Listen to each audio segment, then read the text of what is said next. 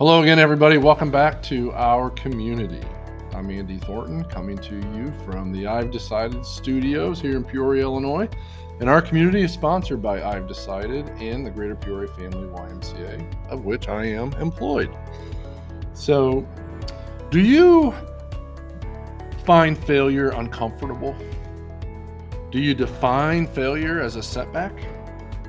Well, if you do, in today's episode of our community, hopefully we're going to broaden your perspective by helping you better understand how to turn failure into success. So if you followed along with the I've Decided weekly winning word, which you probably received an email about on Sunday night about 5 p.m., because that's when it comes in my email, like clockwork every week, you'll know that the weekly winning word is lessons. And we're going to talk about that with my guest here today, who I will introduce in just a minute, from the perspective of how do we learn from our failures and turn those failures into success? What lessons can we learn? So joining me today is Ken Stewart. Ken Stewart is with Central Illinois Convene, and he is the board chair and an executive coach. Did I say that right? You did. All right. Why don't you tell us a little bit more about who Ken is and what this work is all about? Appreciate it. And thanks for the invitation to be here. Really appreciate being a part of this conversation. Born and raised Central Illinois. Same here. A little bit west of here in a small town of Elmwood. Really? And currently live with my family in Germantown Hills. So Sidebar. Yeah. My parents live in Elmwood. Really? My brother and his family live in Elmwood. How about that? Go Trojans. I'm not from Elmwood, though. How long we have were we been IB there? Tigers. Oh. So rivals. Yeah. Yeah, that was a rough playoff game we had a couple weeks ago. Mm. But anyway, we digress. Yes, we do. That's how it's supposed to work. That's right. That's right. So, we moved around a lot. My dad was a Caterpillar guy, but started in Elmwood and landed in Elmwood, and then went to Illinois State where I met my wife. And we currently, after we've been married for 32 years, have one daughter who just got out of Illinois State University and is now living on her own in Bloomington Normal. Nice. And I've had a variety of career paths, which we might get into today in our conversation on lessons. But for the last probably 7 to 8 years, I've been in the executive coaching realm. Okay. And since 2019 have been bringing this peer-to-peer advisory team model to Central Illinois based on the Convene platform. And Convene is out of Southern California. We're a national organization bridging into international.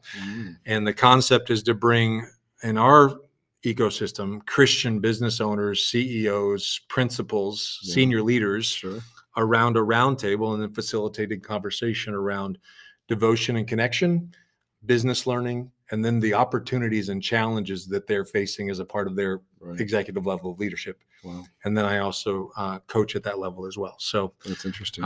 Loving what I do. We're building here in Central Illinois and have members from us from the Champaign-Urbana area, Bloomington Normal, down south, and of course the Greater Peoria area as well. So, and not to get too far into this because we want to have our conversation. For sure. But do you do a lot of your meetings in person, virtual? Has that changed a lot for you?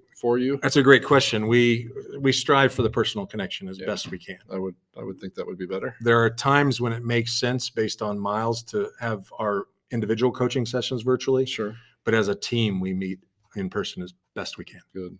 So you're really bringing business leaders, community leaders, organizational leaders together kind of at the highest level, it sounds like, which is important because sometimes being one of those people and at that level, sometimes you're a bit on an island, right? You don't probably more than sometimes. Oh yeah, a lot of times.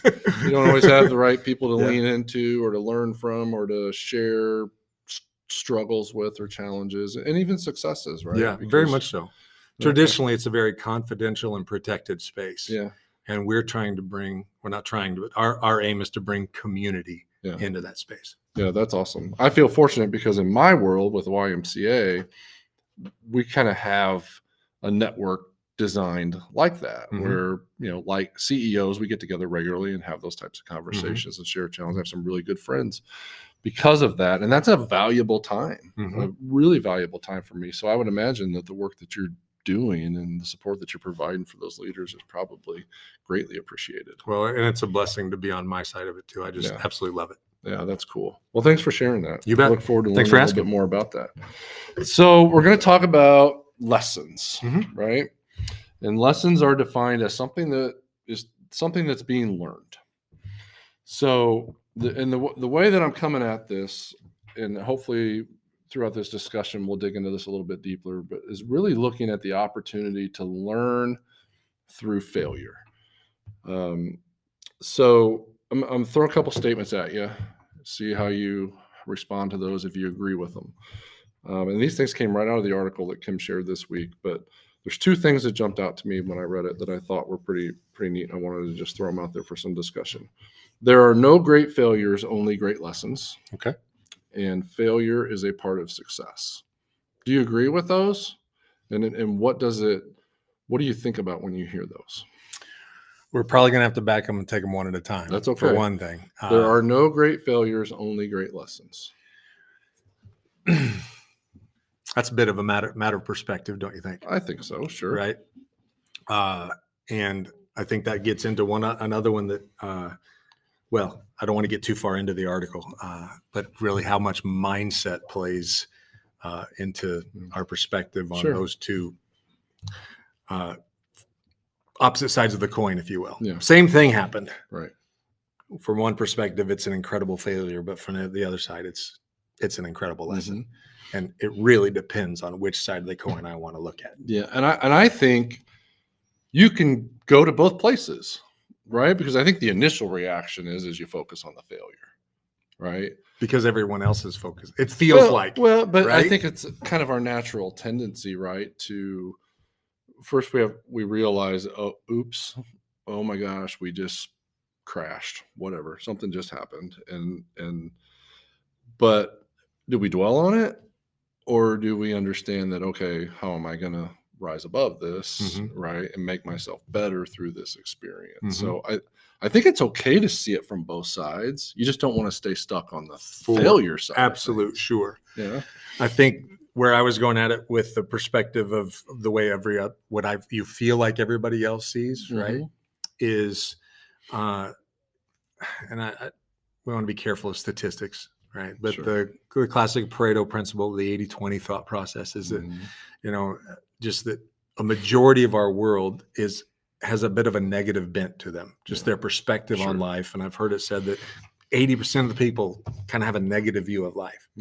And so when they see whether it be a business failure or a moral failure or something major like that happen, and it's really not even in their sphere. They just see it from the outside. That's their initial impression, and that's probably their lifelong impression. Yeah.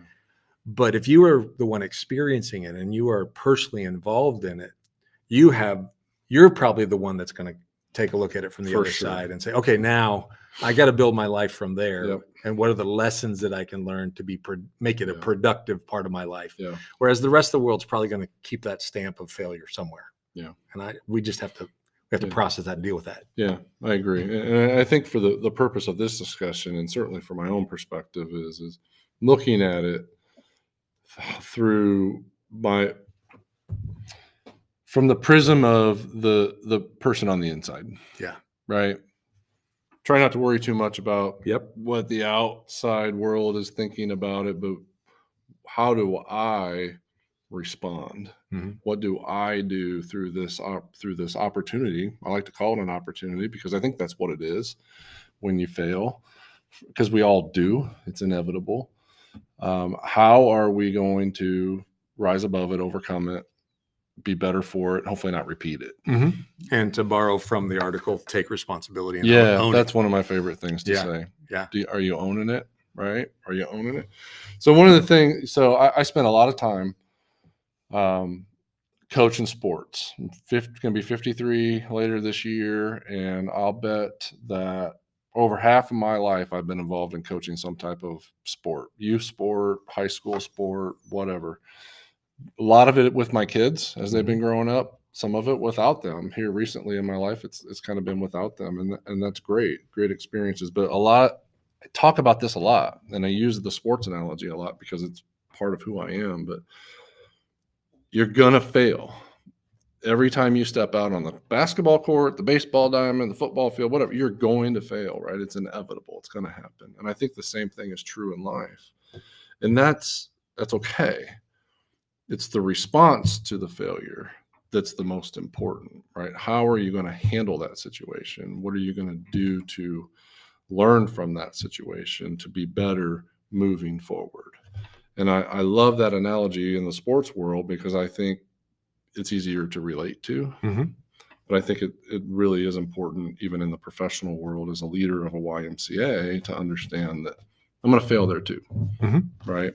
I think that's such a powerful point to make, and we could spend a lot of time here. Mm-hmm. But why is it so hard to accept that failure is a part of the process of life and of business? And I think one of the reasons is that it feels like when you look at like the trajectory of, we'll say, a business, that it's built on their successes. Sure. But what we don't see right. is the fact that all the foundation for those successes were all these failures, mm-hmm. and that they are just as much, if not more, a part of that growth process than anything. But those are all discarded. All we really see is the stair steps of success. Mm-hmm. Similarly in sports, we don't see the hours in the gym. Right. We don't see sometimes the statisticians will let us know, but what we really see is the batting average successes and the win column. Mm-hmm. We don't necessarily focus on the fact that, you're batting 300, that you missed you failed 70% of the time. Exactly. We don't look at it that way. Right. But I think if we can grow a more healthy perspective of that reality in all of life and in our businesses, then, and we've probably heard it said before, fail fast. Okay. We just accept that that's a part of the process, right. And just do it faster. And how do you, so let's talk about failing fast. Let's dig into that a little bit. What does that exactly mean? When you said that, I thought of don't dwell on it. Mm-hmm. Don't spend more time than you need to in that emotional environment, because it is an emotional environment, mm-hmm. and it can overwhelm you and distract you and defeat you.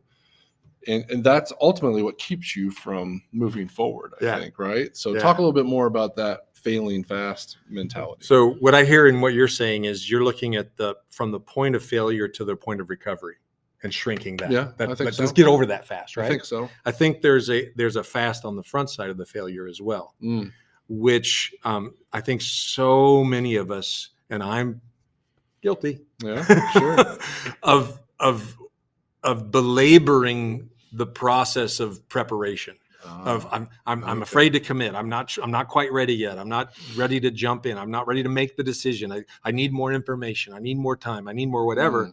And and again, I don't want to be too categorical, but when you start to look at the people that are really building things in this world and in the business environment, they're like, just ship it. Yeah. Go. And then we'll adjust. Mm-hmm. We'll find out where we're falling short, and then we'll fix that, and then we'll keep moving. But if we wait until we're 100% sure and perfect, we've waited too long. It's too long, too late. I wasn't thinking from that perspective. I appreciate you clarifying that. Well, it's on both sides at that point, right? It is, but I wasn't even thinking about the beginning part of it. Yeah. And I think that is important. I think sometimes we create our own failure because of that mentality, right? Or that slow to decide mentality. I'm going to take this time. I need more data. You're getting personal now. Yeah. I was just going through, Ken, this morning. Actually going through this morning with some of my staff on some decisions that we need to make. And I'm reflecting on that now with a different mindset. So I don't know if it helps anybody out there, but it's helping me. Well, when we normalize the reality of failure in the just the cycle of life and even the proportion of it, then I think we can more willingly make those decisions and move on, adjust and move on, adjust and move on. That's good. So let's talk about personal failure. Are there any examples that you're willing to share from your personal, professional life, whatever, where you've learned through failure?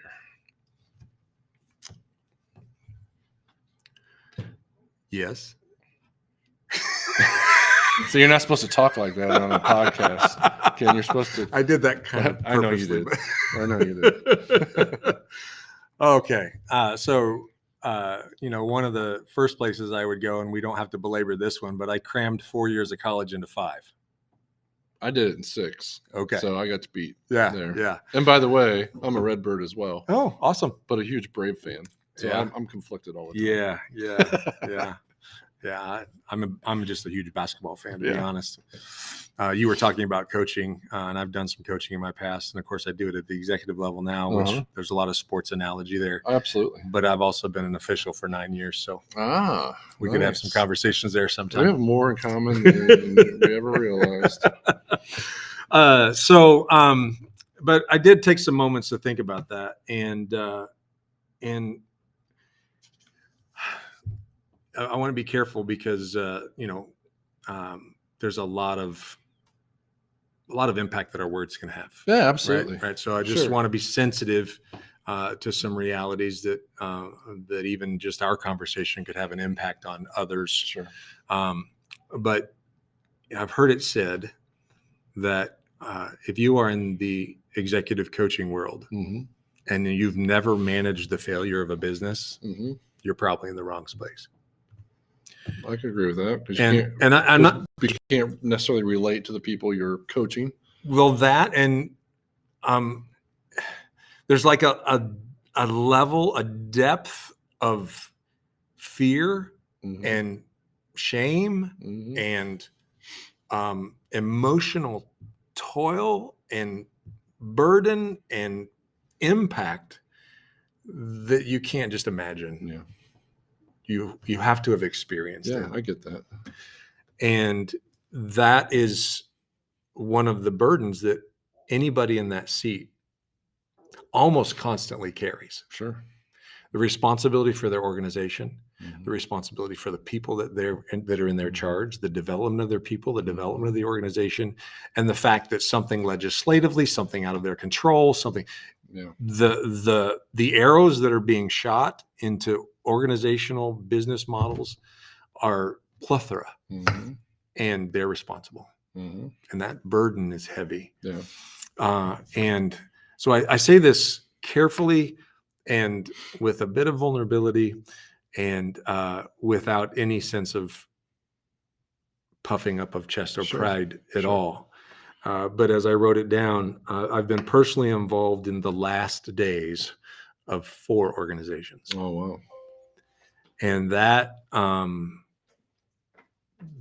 has shaped me.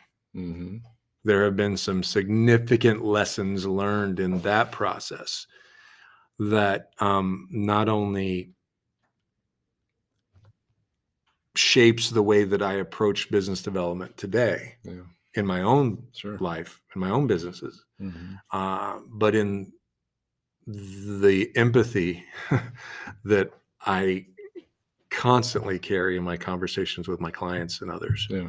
And I mean, we couldn't begin to unpack all the depth of some of those lessons, but I say that almost categorically in the sense that there's some significant learnings when you go down really, really hard trails. And that's been a part of my past. Well, I appreciate you sharing that.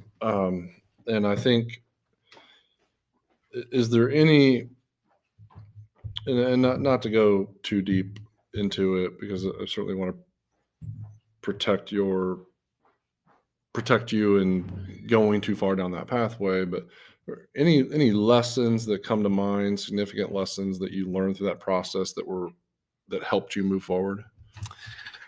Well, and I I'm going to kind of come top of mind here. I didn't necessarily articulate them specifically, but one of the first one that comes to mind is, and this is a little cliche, but it's going to be okay. Yeah. Right. Things happen, but life goes on. And there is actually greater opportunity now ahead of you than could ever have happened if you would have stayed, what I would say, almost pigeonholed in your previous areas of responsibility. And I'll give one example of that. Okay. So one of my first failed attempts was as an insurance agent with a relatively large insurance carrier. Okay. And I remember I had a chiropractor that was in an office across the alley from my building. And I remember days when I literally crawled out my back door and into her front door because I was carrying so much stress in my back. Wow. And how difficult those days were, and how hard the failure gong was ringing. And then I look at some of the subsequent opportunities that presented themselves and where I am today. Yeah. And the beautiful lessons that were learned, not only there, but in those subsequent experiences that now allow me to serve. And, I'm also a bivocational pastor. So my Christian faith is extremely important to me. And we talk in terms of kingdom building. Yeah. Right. Okay. So when I think of the potential kingdom building impact that I can have now and in my relative future versus being an insurance agent, I'll trade it any day and every day and all day. Right. But when you're going through the middle of it, it's hard to say that. Yeah. So the first lesson that comes to mind as you and I are talking is it's going to be okay. Yeah. No, and I think that it is cliche, right? And we say that a lot, but the reality is it will be if you can get past the dwelling. Right. Accept the pain and the difficulty of it and look at that side of the coin, but get some community around you and intentionally turn around and focus on the other side of the coin. The other thing I heard you say while you were describing that is sometimes you don't realize what you've learned until further down the road. Oh, yes. Through that process. Retrospect. And that's the example that I would share that first came to mind when I was thinking about this yesterday. And this was almost 20 years ago when I was a young pup in the Y and trying to build a career through the organization, and applied for my first CEO opportunity at the age of, 29. And I remember how disappointed I was when I was the runner-up, chosen for the runner-up. Yeah. I thought I was prepared. It sent me, there was a period, it took me days, if not weeks, to get over that disappointment. And eventually I did, and I moved on. And then I had another opportunity. So that opportunity was to lead a small YMCA, a real small YMCA, but as the CEO, and not knowing what it meant to be a CEO back at that part of my career, what it truly meant to be a CEO, because I've done it now for 12 years, certainly have a different perspective than I did then. The next opportunity that came along for me was more of a mid-level management role where I ran my own YMCA facility, but was a part of a larger organization. So a multi-branch organization that had a CEO and a corporate office and a lot of the administrative supports that I wouldn't have had in that little bitty independent YMCA. And then I learned through that process, I wasn't ready. I was not ready for that role. If I would have got it, the failure would have been greater.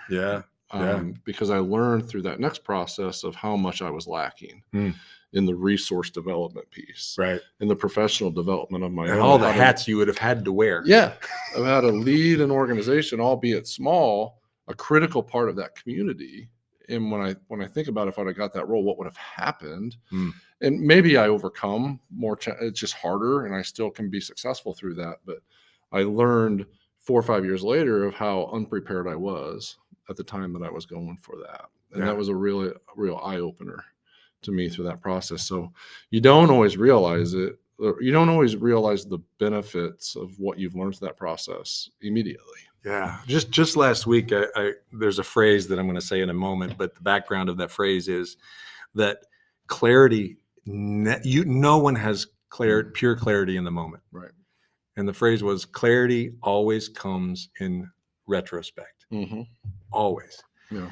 And so to recognize that and to actually, that's part of this lessons conversation, right? Yeah. The lessons come through that clarity. And Mm-hmm. so we want to have it in the moment, Mm-hmm. but the reality is it doesn't come until Right. later. And let's embrace that. Yeah. And I think even though you don't have the clarity, doesn't mean you can't move forward. Right. Right. There's some things you can learn more immediately, for sure, but it doesn't always happen right away, and you can't wait for the clarity to move forward either. Right? Does that make sense? Do you agree with that? Yeah, and maybe I think there's some bringing clarity to our perspectives on that. In the moment of anything we're wrestling with, we would love to have absolute clarity, Sure. but we're still learning, right? There's still process going on, and we'd like to think, well, the water's kind of muddy, and welcome to the present moment. At any present moment.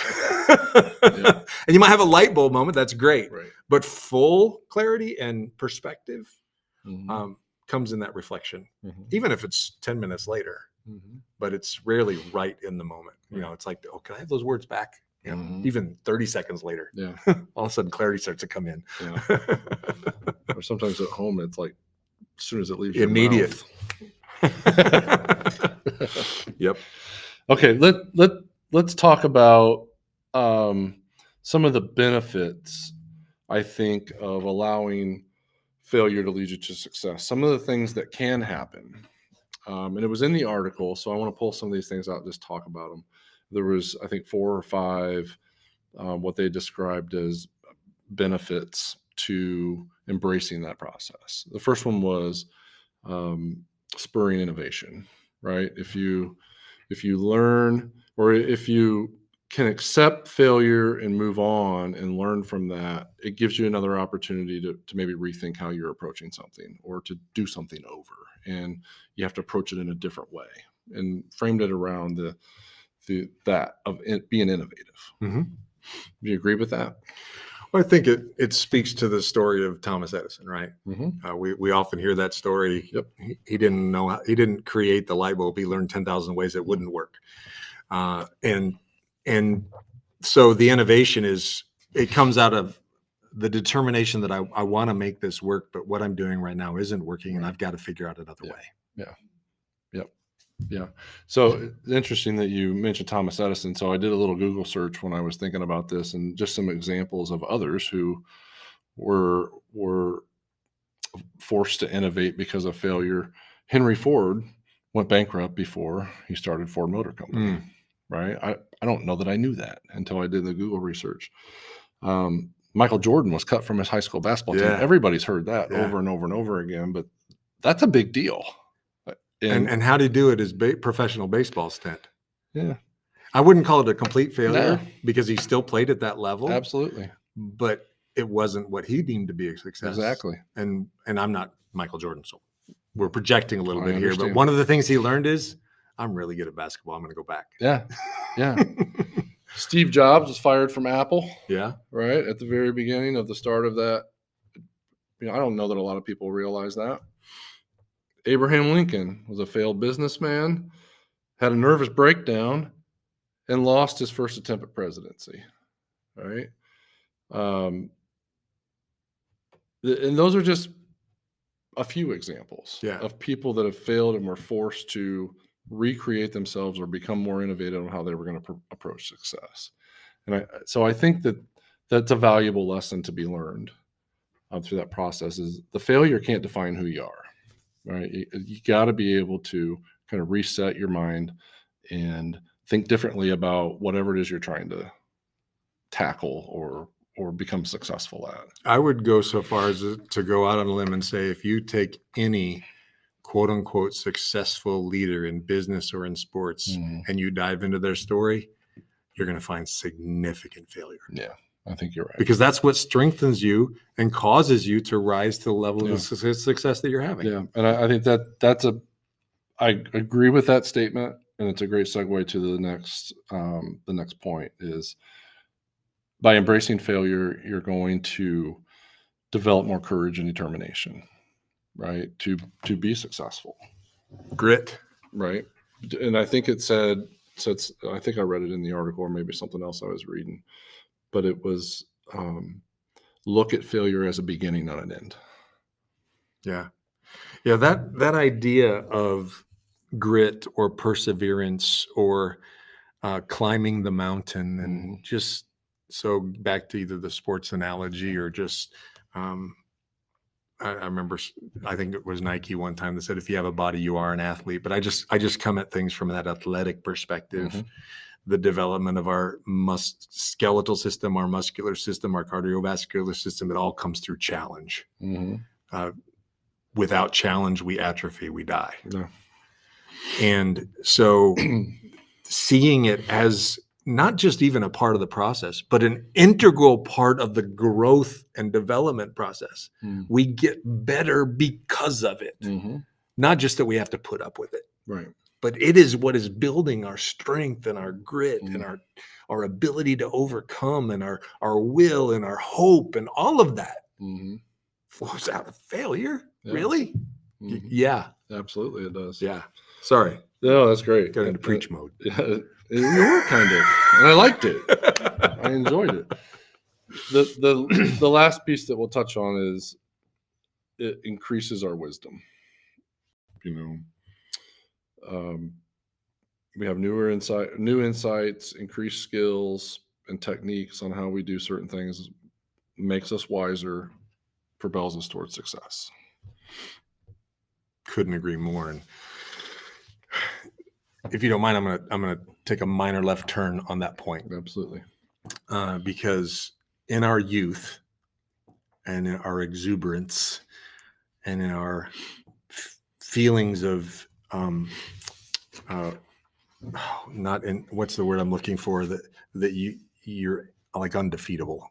There's a word I'm missing, but in those feelings of invincible. Yeah, I'm invincible. I'm super confident in that mindset. You feel like, oh, at least let me try. You know, let me make my own mistakes. I think I've got this figured out, or don't talk to me. You know, there's all that, right?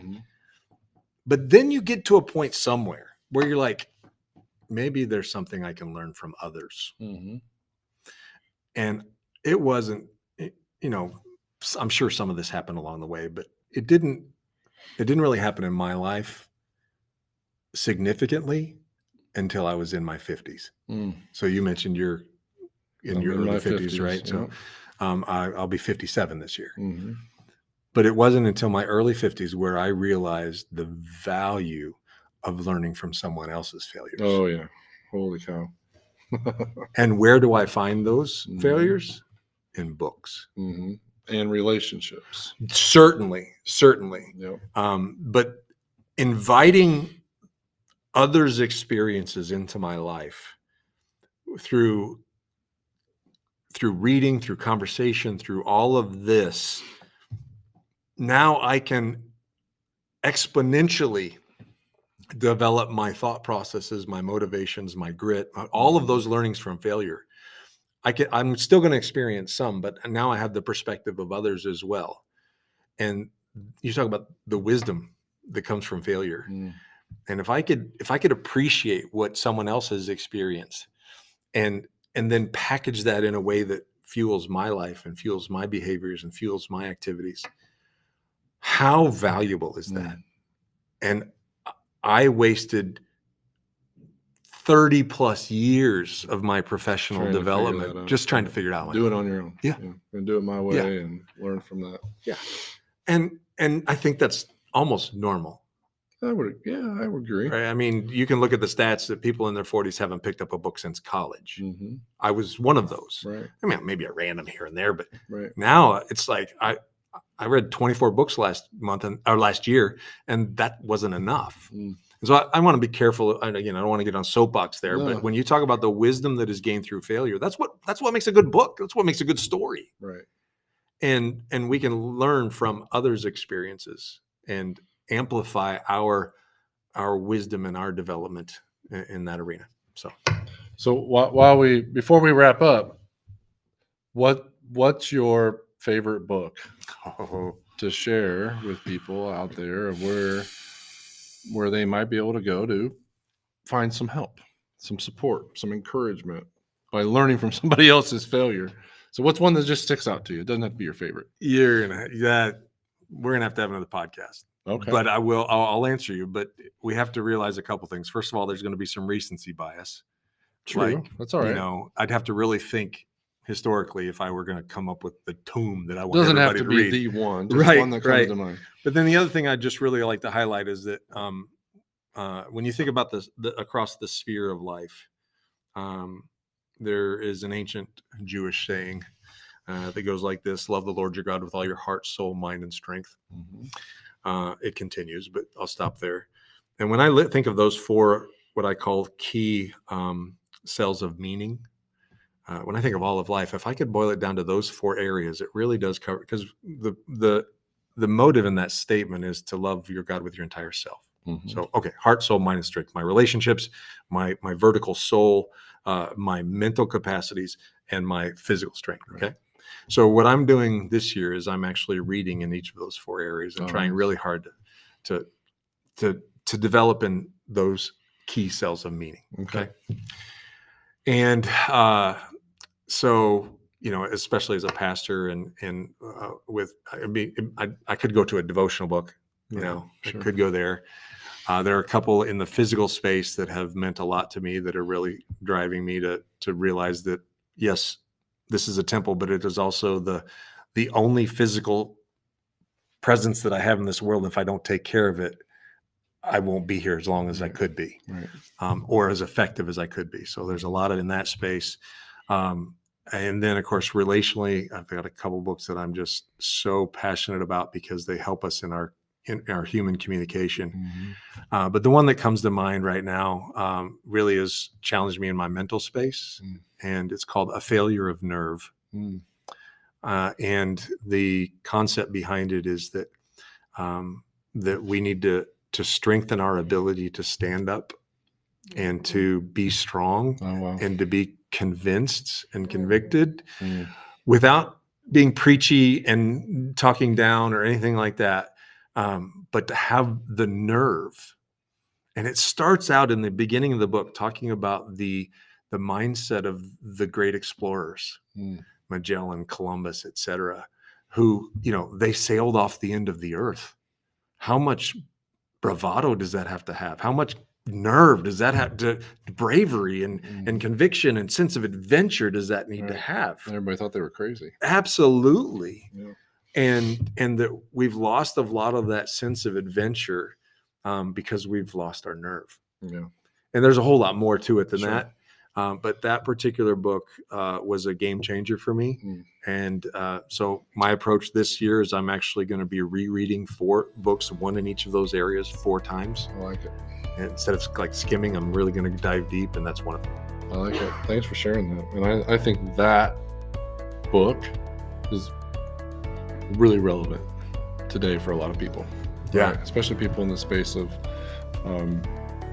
Christianity and how they stand up and, you know, claim that space and own that space and live out for Jesus in a world that's fallen. Right? That's a big challenge for people, and I appreciate that. I haven't read that. I'm gonna look that up. It's a great book. Thanks for sharing that. You bet. Me.